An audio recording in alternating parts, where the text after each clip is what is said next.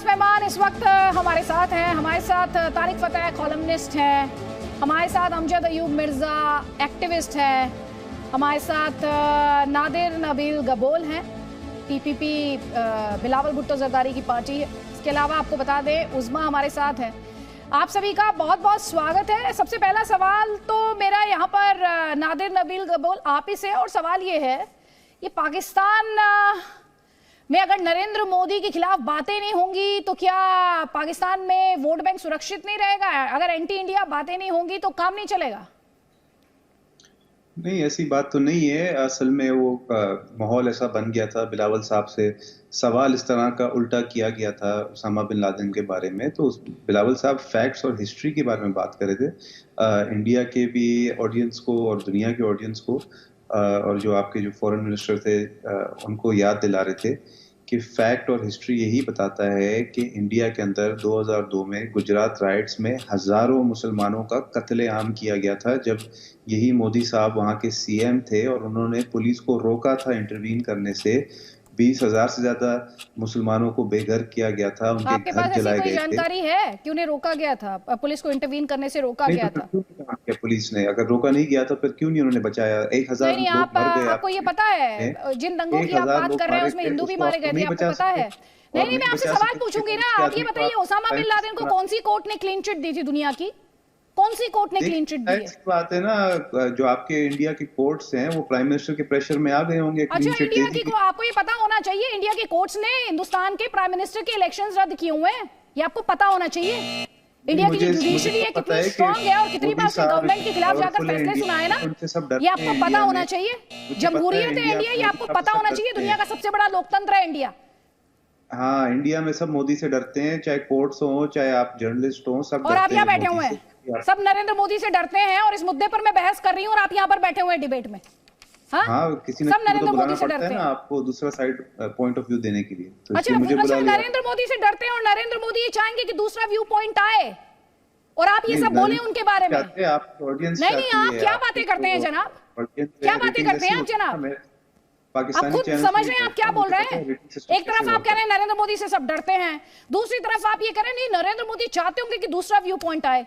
वो व्यक्ति जो ये चाहेगा कि दूसरा व्यू पॉइंट आए, वो क्या होगा? उसके प्रिंसिपल्स क्या होंगे? मुसलमान मुझे उसकी बताएं सोच कितने क्या हजार होगी? मारे गए?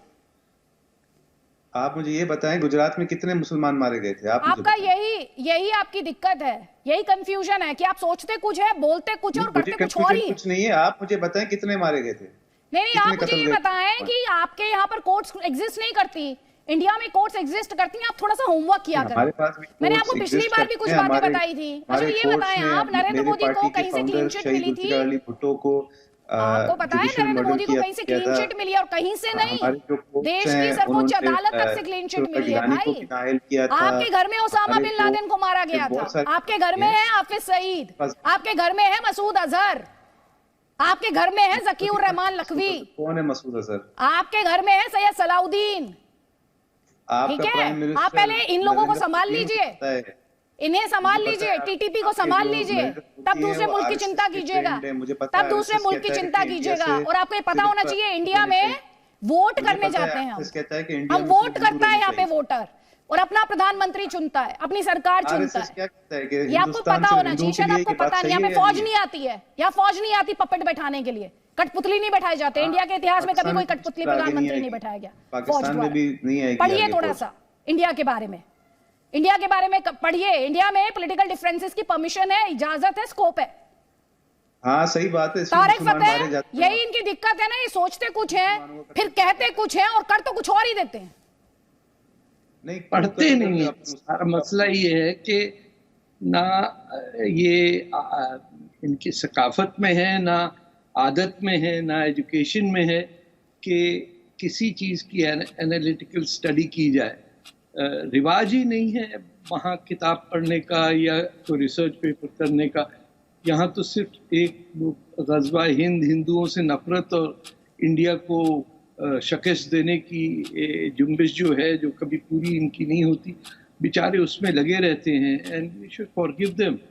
क्या था, for they know not what they से।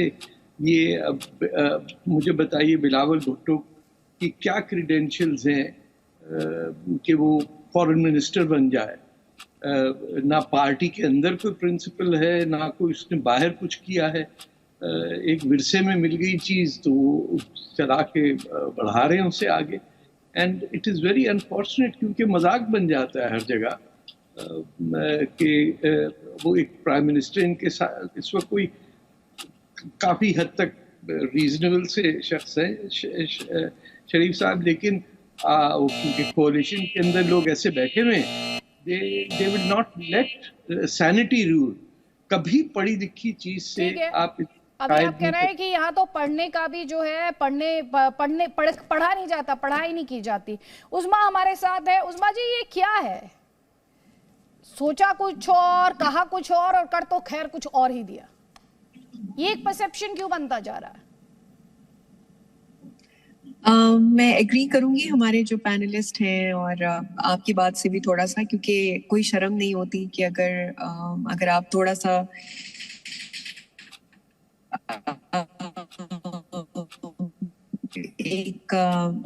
तो ये ठीक कह रहे हैं कि जानना बहुत जरूरी होता है, एक एनालिसिस आपका बहुत जरूरी होता है, ताकि आप ना एक जो कंट्री है, सिर्फ ये नहीं कि हमारे क्योंकि आप लोगों के साथ ताल्लुकात अच्छे नहीं है तो कोई भी ऐसा टॉपिक आ जाए और उसके ऊपर हम नेगेटिव बात कर दें, लेकिन साथ में ये भी है कि आप जानती हैं कि पॉलिटिकल इश्यूज जो हैं स्पेशली पार्टीज के, ये दोनों रहे हैं।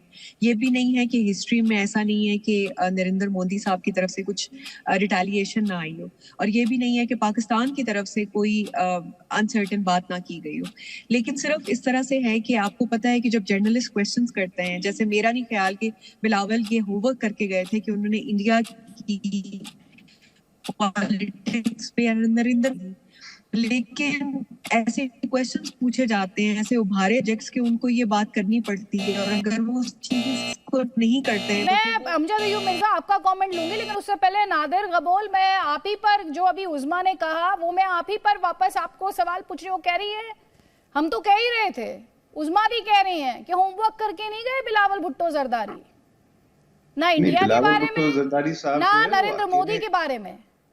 देखें, अगर आप पढ़े लिखे हैं और आपके पैनलिस्ट पढ़े लिखे हैं तो आपको ये पता होना चाहिए कि फॉरेन मिनिस्टर अकेला नहीं होता है, उसकी पूरी टीम होती है, और जो हमारे एम्बेसडर हैं मसूद खान साहब और जो हमारे permanent representative to the UN है, ये सारे एक्सपीरियंस डिप्लोमेट्स हैं।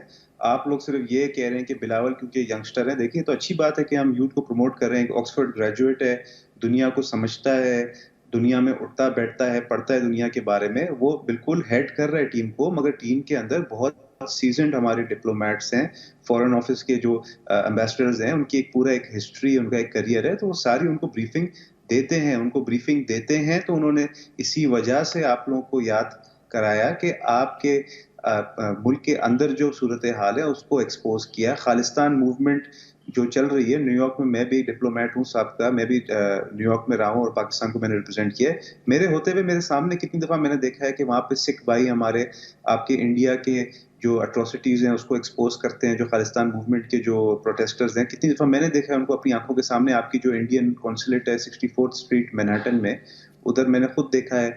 उसके अलावा जो नहीं, आपने क्या देखा है मुझे उससे फर्क नहीं पड़ता। आपने क्या देखा है, सुनिए ध्यान से, अभी आप बता रहे थे ना, आप और आपके पैनलिस्ट अगर पढ़े हो, जरा आप ध्यान से सुनिएगा, आप सुन लीजिए ध्यान से। पढ़े लिखे, अब आप पता नहीं कितना पढ़ा लिखा मानेंगे मुझे और कितना अनपढ़ बताएंगे, जिससे आप बात कर रहे हैं वो यूएन की एजेंसी है यूनेस्को, उसमें काम करती थी पेरिस में, ठीक है? नहीं सुन ले, अब आप सुन लें, आप निजी टिप्पणी कर रहे थे पैनलिस्ट पर भी और मुझ पर भी, अब जरा सुन लें, अगर बोला है तो सुनने की हिम्मत रखिए, मुझे सुनाने के लिए सुनने की हिम्मत रखिएगा, ठीक है?